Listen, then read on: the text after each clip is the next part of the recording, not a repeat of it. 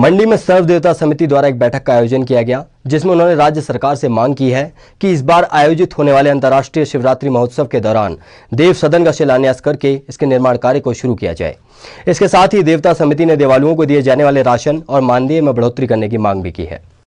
मंडी में सर्व देवता समिति की एक बैठक का आयोजन किया गया, जिसकी अध्यक्षता समिति के प्रधान शिवपाल शर्मा ने की। इस बैठक में 7 सूत्रीय मांग पत्र तैयार किया गया, जिसमें देव सदन का शिलान्यास, राशन बढ़ोतरी, यात्रा भत्ता बढ़ोतरी, देवताओं को चादरों का आवंटन, देवताओं के ठहरने का उचित प्रबंध, देवी देवताओं के बैठने के लिए चौकी और बजरंतियों के लिए आयोजित होने वाली प्रतियोगिता में दिए जाने वाले मानदेय को बढ़ाने की मांग शामिल है। सर्व देव समिति के प्रधान शिवपाल शर्मा का कहना है कि शिवरात्रि महोत्सव में आने वाले देवताओं के साथ आए देवलू देव परंपरा का निर्वहन करते हुए लगाए गए लंगरों में खाना नहीं खाते, इसलिए उन्हें दिए जाने वाले राशन में बढ़ोतरी की जानी चाहिए। लंगर लगा रखे हैं, जैसे जो व्यापार संस्था है वो लंगर लाती है, ट्रक ऑपरेशन यूनियन लंगर लाती है, अनोगी माता के संस्था लंगर लाती है। उस लंगर में हमारे जितने देवलू होते हैं वो नहीं जाते हैं, हमारे देवलू भजंत्री जाते हैं। हमारे देवलों की जो परंपरा है वो देव परंपरा में बैठे हुए हैं, क्यों देव परंपरा से बाहर नहीं जा सकते हैं। वो अपना खाना इत्यादि सब अपने भंडार में मारते हैं, इसलिए जो राशन दिया जा रहा है उस राशन की जो क्वांटिटी है वो बहुत कम मात्रा में।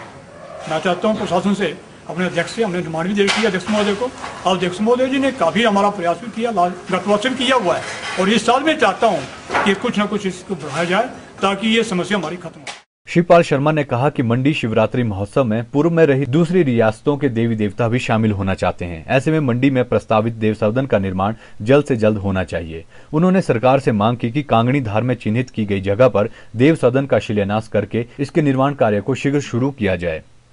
मंडी से हिमाचल आजकल के लिए कमलजीत सिंह की रिपोर्ट।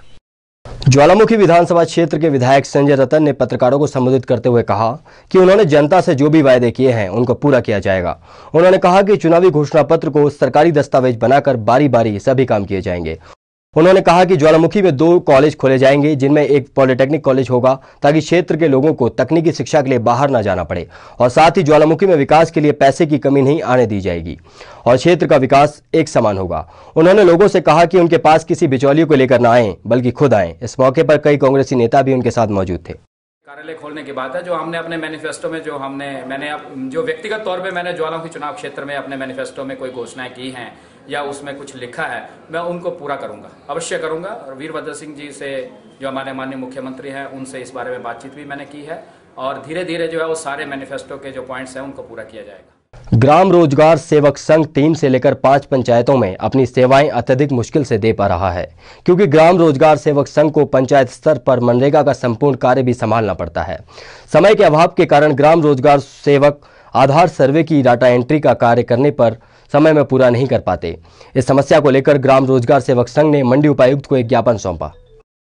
सोमवार को ग्राम रोजगार सेवक संघ ने अपनी मांगों को लेकर उपायुक्त मंडी को एक ज्ञापन पत्र सौंपा।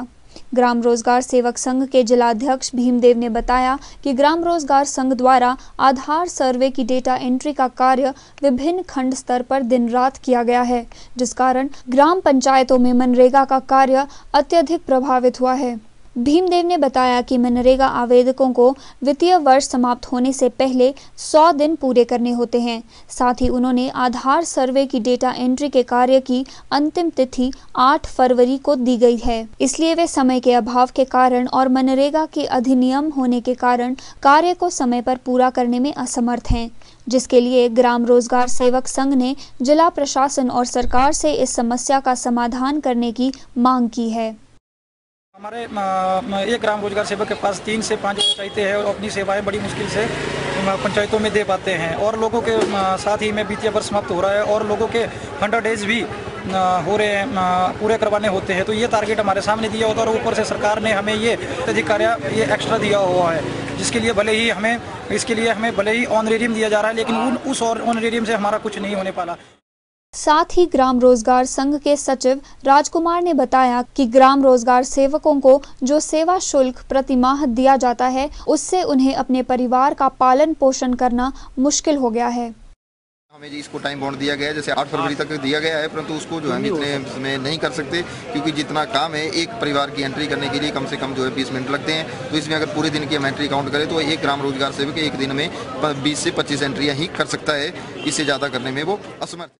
ग्राम रोजगार संघ ने जिला प्रशासन से मांग की है कि आधार सर्वे डेटा एंट्री का कार्य किसी अन्य विभाग को या किसी अन्य एजेंसी को दिया जाए ताकि वे पंचायतों में मनरेगा का कार्य सुचारू रूप से चला सकें।